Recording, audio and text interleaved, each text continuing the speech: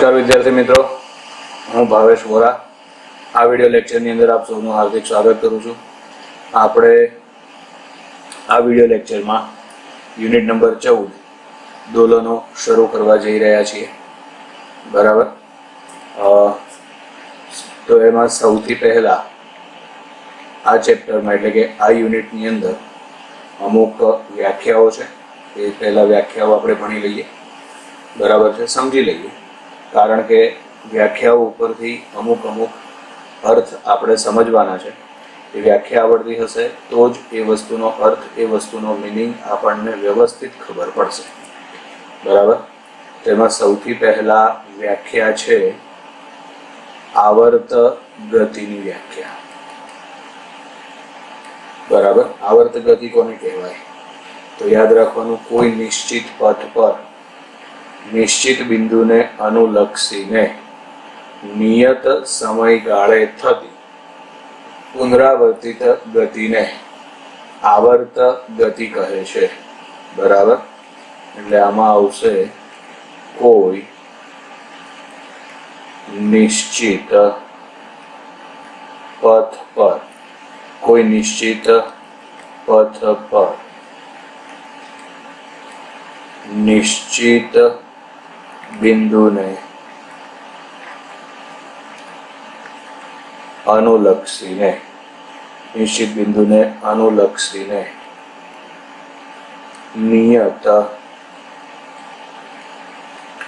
નિયત સમયગાળે થતી પુનરાવર્તિત ગતિને આવર્ત ગતિ કહે છે. આવર્ત ગતિની વ્યાખ્યા છે કોઈ નિશ્ચિત પથ પર નિશ્ચિત બિંદુને અનુલક્ષીને નિયત સમયગાળે થતી પુનરાવર્તિત ગતિને આવર્ત ગતિ કહે છે. બરાબર. એમાં ઉદાહરણ તરીકે ઘડિયાળના કાંટાઓની ગતિ, પૃથ્વીનું સૂર્યની આસપાસનું ભ્રમણ વગેરે એના ઉદાહરણ છે. બરાબર છે. આપણે જે આ વ્યાખ્યા જોઈ એ વ્યાખ્યા આવર્ત ગતિની વ્યાખ્યા છે. કોઈ નિશ્ચિત પથ પર નિશ્ચિત બિંદુને અનુલક્ષીને નિયત સમયગાળે થતી પુનરાવર્તિત ગતિને આવર્ત ગતિ કહે છે. ત્યાર પછી આગળની વ્યાખ્યા આવશે દોલિત ગતિની. આગળની વ્યાખ્યા આવશે હવે દોલિત ગતિની. તો એની વ્યાખ્યા છે કોઈ નિયત બિંદુની આસપાસ, કોઈ નિયત બિંદુની આસપાસ આગળ પાછળ અથવા ઉપર નીચે નિયત સમયગાળે થતી ગતિને દોલિત ગતિ કહે છે. દોલિત ગતિની વ્યાખ્યા છે કોઈ નિયત બિંદુની આસપાસ, કોઈ નિયત બિંદુની આસપાસ આગળ પાછળ અથવા ઉપર નીચે, આગળ પાછળ અથવા ઉપર નીચે નિયત સમયગાળે થતી ગતિને દોલિત ગતિ કહે છે. કોઈ નિયત બિંદુની આસપાસ આગળ પાછળ અથવા ઉપર નીચે નિયત સમયગાળે થતી ગતિને દોલિત ગતિ કહે છે. બરાબર. ત્યાર પછી આગળ આવશે હવે સરળ આવર્ત ગતિ. ત્યાર પછી આગળ આવશે હવે સરળ આવર્ત ગતિ. બરાબર. ચલો, તો સરળ આવર્ત ગતિની વ્યાખ્યા શું આવશે? તેમાં આવશે નિયત બિંદુથી સ્થાનાંતરના સમપ્રમાણમાં. સરળ આવર્ત ગતિની વ્યાખ્યા છે નિયત બિંદુથી સ્થાનાંતરના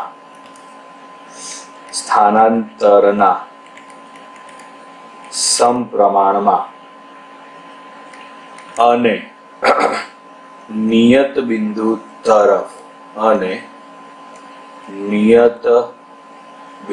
તરફ લાગતા બળની અસર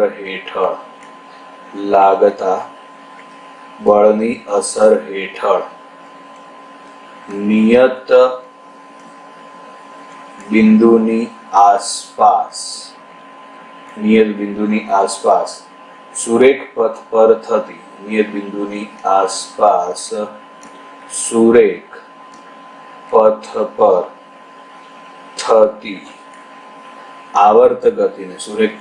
થતી આવર્ત ગતિને સરળ આવર્ત ગતિ કહે છે. બરાબર. આ ગતિ કરતા પદાર્થને સરળ આવર્ત દોલક કહેવાય. બરાબર. આ સરળ આવર્ત ગતિની વ્યાખ્યા પૂરી થઈ. બરાબર. નિયત બિંદુથી સ્થાનાંતરના સમપ્રમાણમાં અને નિયત બિંદુ તરફ લાગતા બળની અસર હેઠળ નિયત બિંદુની આસપાસ સુરેખ પથ પર થતી આવર્ત ગતિને સરળ આવર્ત ગતિ કહે છે. એટલે સરળ આવર્ત ગતિ માટે આપણે F ચલે છે y, જ્યાં y શું દર્શાવે છે? સ્થાનાંતર દર્શાવે છે. આ સૂત્ર આપણે સાબિત કરી દઈએ કોઈ પણ જગ્યાએ. બરાબર. તો આ ગતિને અથવા તો આ બળની અસર હેઠળ જે ગતિ થશે એ ગતિ સરળ આવર્ત ગતિ હશે. આ બળની અસર હેઠળ જે ગતિ થશે એ સરળ આવર્ત ગતિ હશે. બરાબર. ચલો હવે ત્યાર પછી આગળની વ્યાખ્યા આવશે હવે સમતોલન સ્થાન. બરાબર. આગળ આવશે હવે સમતોલન સ્થાન. તો સરળ આવર્ત દોલક જે બિંદુની સાપેક્ષમાં સરળ આવર્ત ગતિ કરતું હોય તે બિંદુને સમતોલન સ્થાન કહે છે. સરળ આવર્ત દોલક જે બિંદુની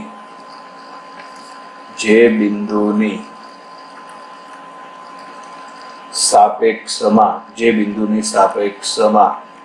સરળ આવર્ત ગતિ કરતું હોય તે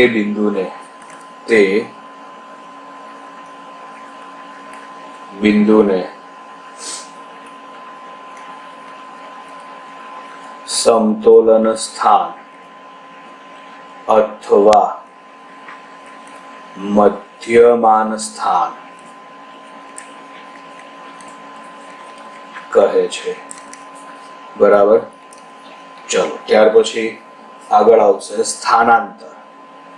સરળ આવર્ત દોલકનું સ્થાનાંતર. તેમાં આવશે સમતોલન સ્થાનથી કોઈ ક્ષણે દોલકના અંતરને દોલકનું સ્થાનાંતર કહેવાય છે. બરાબર છે. કોઈ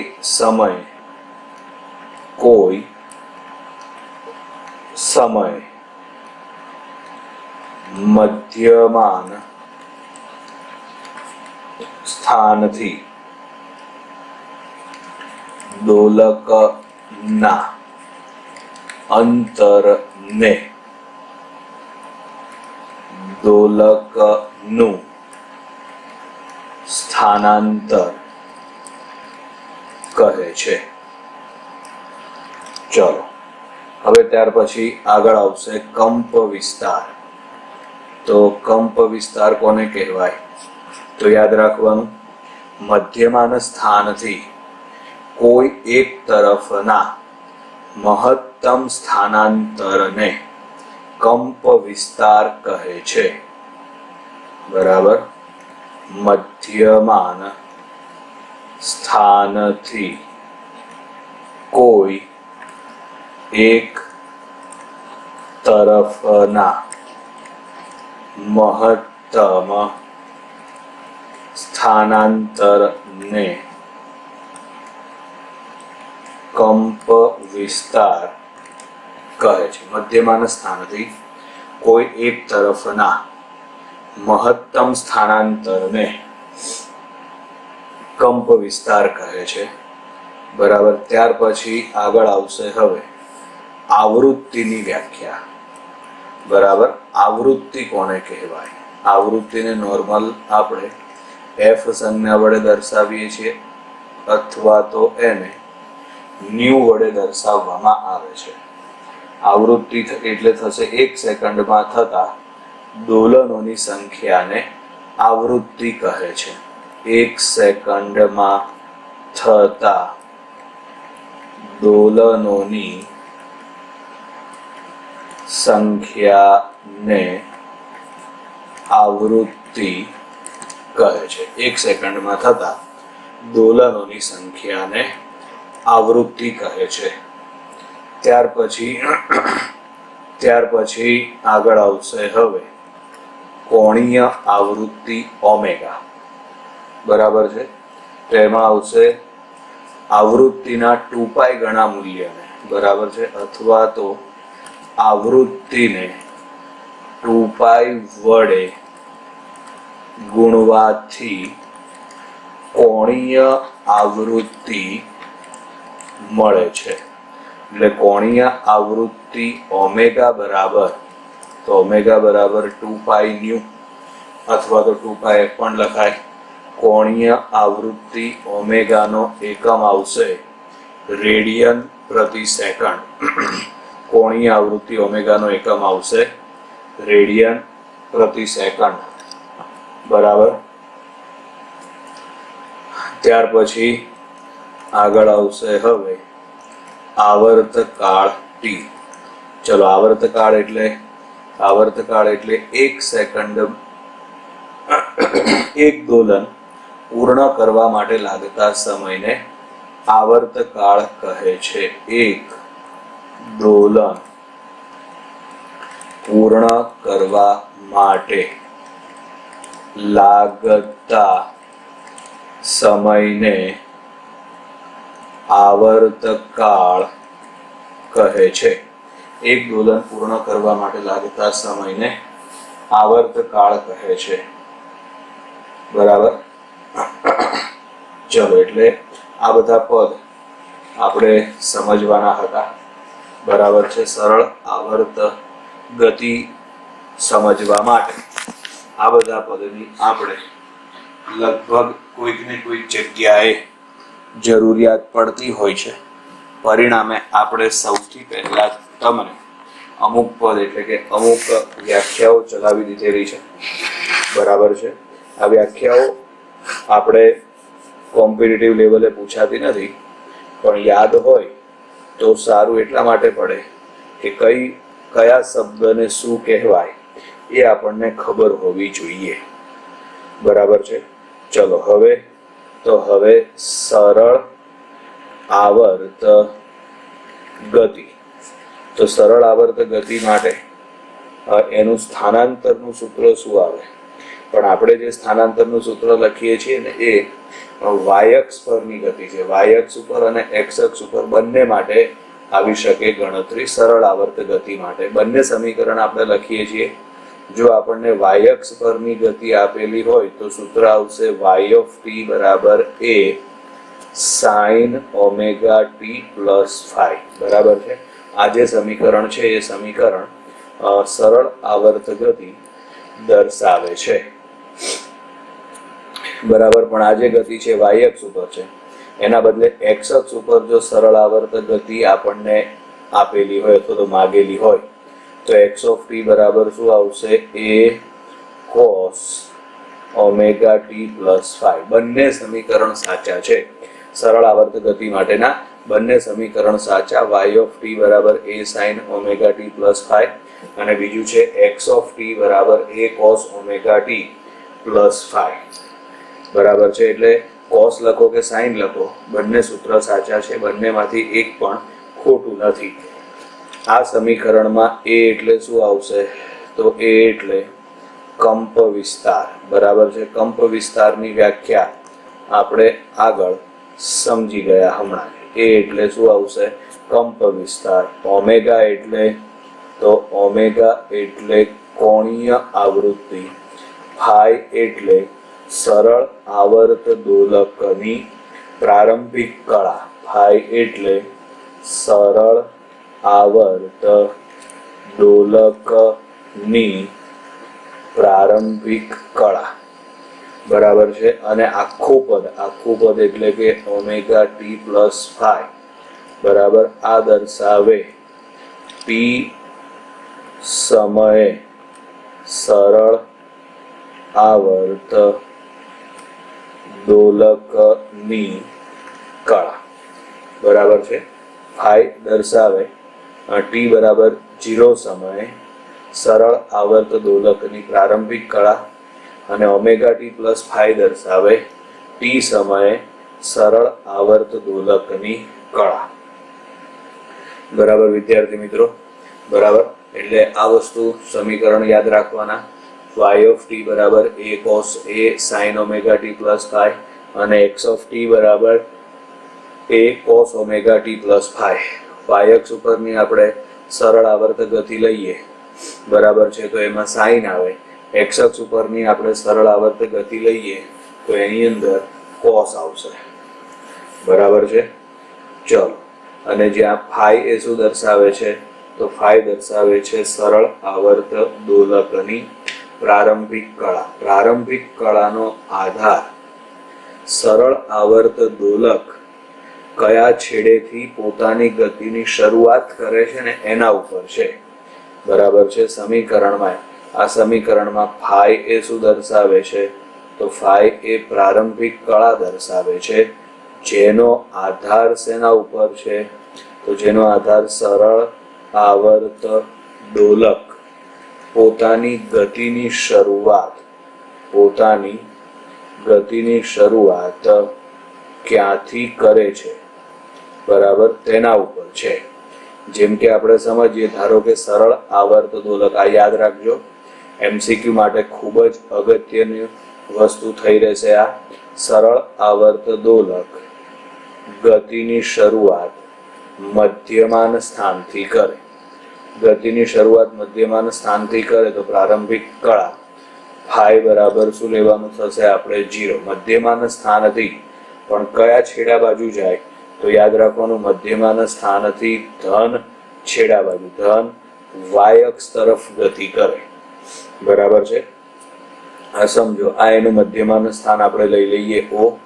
આપણે જે ગતિ ભણવાની છે, તો આપણે જે ગતિનો અભ્યાસ કરીશું, બરાબર છે, એ માત્ર y અક્ષ પરની ગતિ છે. તો ઉપરની તરફનું મહત્તમ સ્થાનાંતર એટલે y બરાબર a આવે.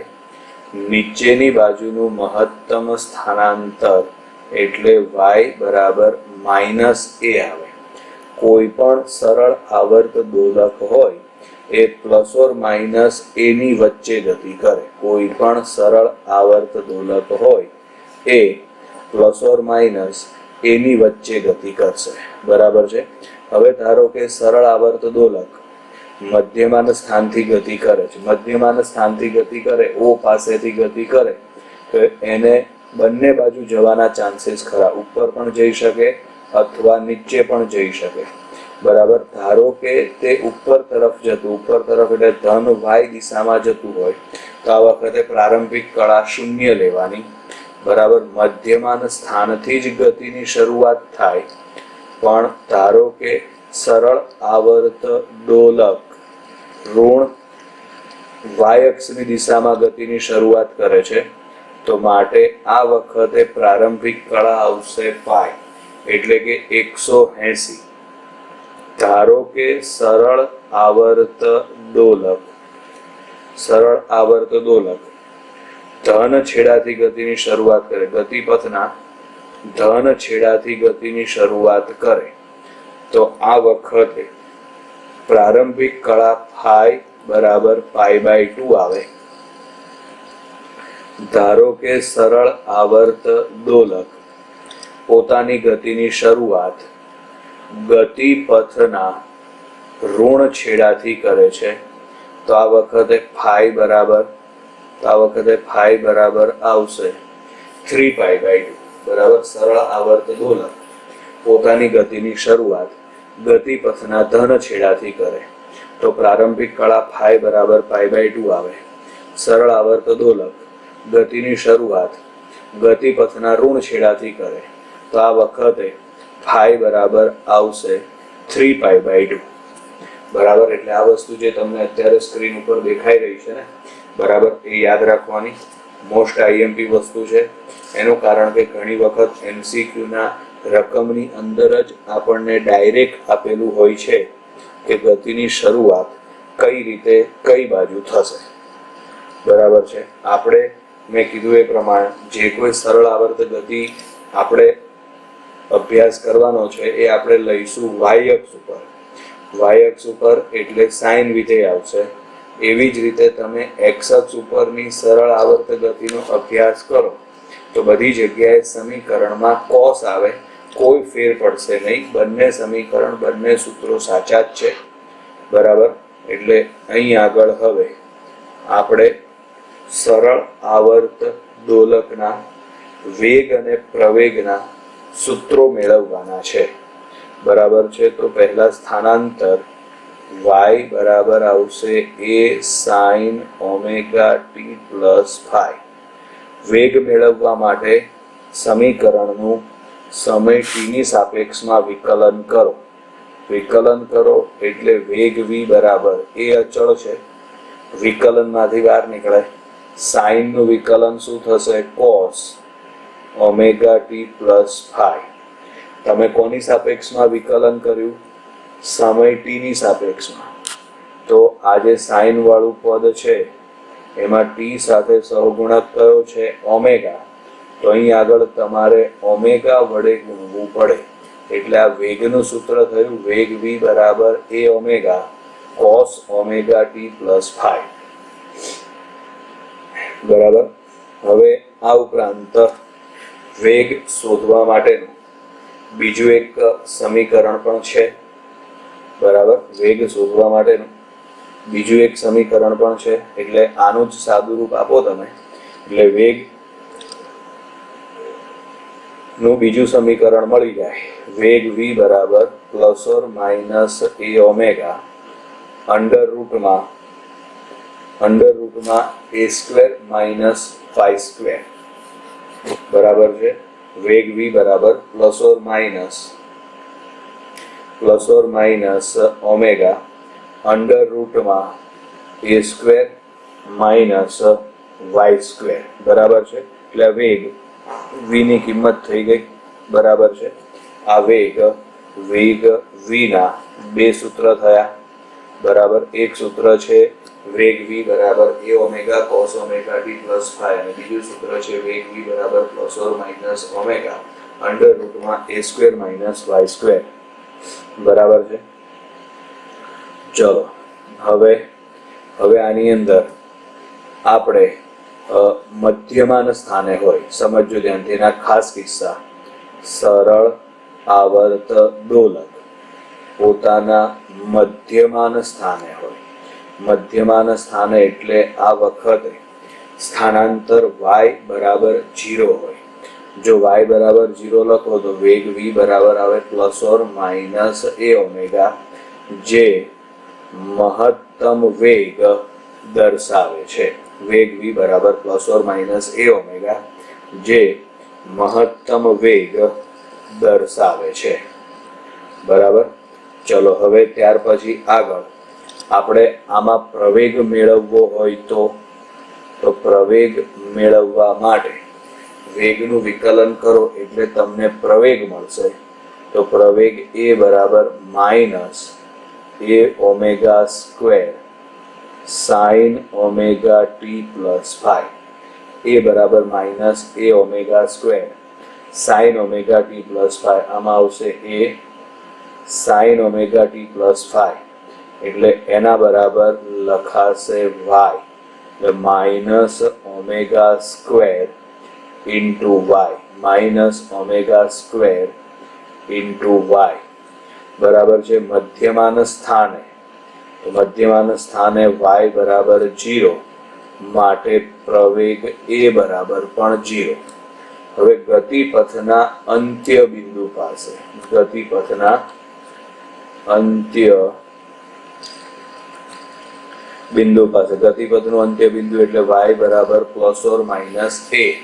તો સૌથી પહેલા તમે પ્લસ a લખો ને, પ્રવેગના સૂત્રમાં તમે પ્લસ a લખો ને એટલે પ્રવેગ આપણને માઇનસ મળે, અને જો માઇનસ a લખો તમે તો પ્રવેગ આપણને પ્લસ મળે. એટલે પ્રવેગના સૂત્રમાં લખાશે a બરાબર minus or plus omega square into a, જે મહત્તમ પ્રવેગ દર્શાવે છે, જે મહત્તમ પ્રવેગ દર્શાવે છે. એવી જ રીતે વેગમાં ગણતરી બાકી રહી ગઈ. વેગમાં અંત્ય બિંદુ પાસે વેગ આપણે ગણીએ તો અંત્ય બિંદુ પાસે y બરાબર 0 થાય. અંત્ય બિંદુ પાસે y બરાબર ±a થાય. હવે આ y ની કિંમત તમે ઉપરના સમીકરણમાં મૂકી દો તો વેગ v બરાબર 0 આવશે. એટલે ગતિપથના છેડા પાસે વેગ 0 બરાબર છે. આ થવું જ જોઈએ. વેગ 0 થાય એટલે લોલક છે એ ક્ષણ પૂરતું સ્થિર થશે અને ત્યારબાદ પોતાની અવસ્થામાં પાછું આવશે, એટલે કે તે આગળ દોલન ચાલુ થશે. એટલે સરળ આવર્ત ગતિમાં અથવા તો સરળ આવર્ત દોલકમાં અંત્ય બિંદુ પાસે વેગ કેટલો હોય? તો અંત્ય બિંદુ પાસે વેગ 0 હોય. બરાબર છે. ઘણી વખત MCQ ની અંદર આવું પૂછાય છે, મહત્તમ વેગ અને મહત્તમ પ્રવેગનો ગુણોત્તર કેટલો થાય? તો અહીંયા આગળ મહત્તમ પ્રવેગ એટલે આપણે a મેક્સિમમ લખીએ તો a મેક્સિમમ બરાબર આવશે a ઓમેગા સ્ક્વેર, અને v મેક્સિમમ એટલે મહત્તમ વેગ, તો મહત્તમ વેગ આવશે a ઓમેગા. બરાબર. હવે આપણે આનો ભાગાકાર કરી નાખીએ એટલે કે ગુણોત્તર લઈ લઈએ તો a મેક્સિમમ છેદમાં v મેક્સિમમ. ચલો, a મેક્સિમમ બરાબર, તો a મેક્સિમમ બરાબર આવશે a omega square, v maximum બરાબર a ઓમેગા. a અને ઓમેગા ઉડી જાય. બરાબર. તો માટે a મેક્સિમમ છેદમાં v મેક્સિમમ બરાબર ઓમેગા. ઓમેગાના બદલે પછી તમે 2π/t પણ લખી શકો. આ આપણે જે ગુણોત્તર લીધો એ સીધો લઈ લીધો ગુણોત્તર. બરાબર. એવી જ રીતે માનો કે આપણે હવે વેગનો પહેલા વર્ગ કરી અને પછી સાદુરૂપ આપીએ એટલે આમાં આવશે v સ્ક્વેર મેક્સિમમ બરાબર a સ્ક્વેર ઓમેગા સ્ક્વેર. હવે આપણે બંનેનો ગુણોત્તર લઈ લઈએ તો એમાં v સ્ક્વેર મેક્સિમમ છેદમાં આવશે a મેક્સિમમ. ચલો, v સ્ક્વેર મેક્સિમમ બરાબર a સ્ક્વેર ઓમેગા સ્ક્વેર, અને a મેક્સિમમ એ એટલે આપણે અહીં પ્રવેગ લેવાનો છે ને,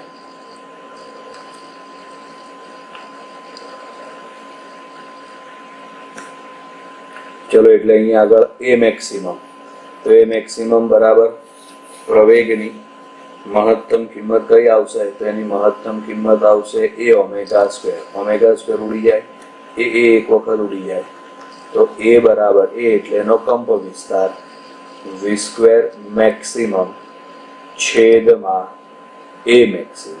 એટલે આ કંપ વિસ્તારનું સૂત્ર થઈ ગયું તમારી પાસે. બરાબર છે. ચલો, હવે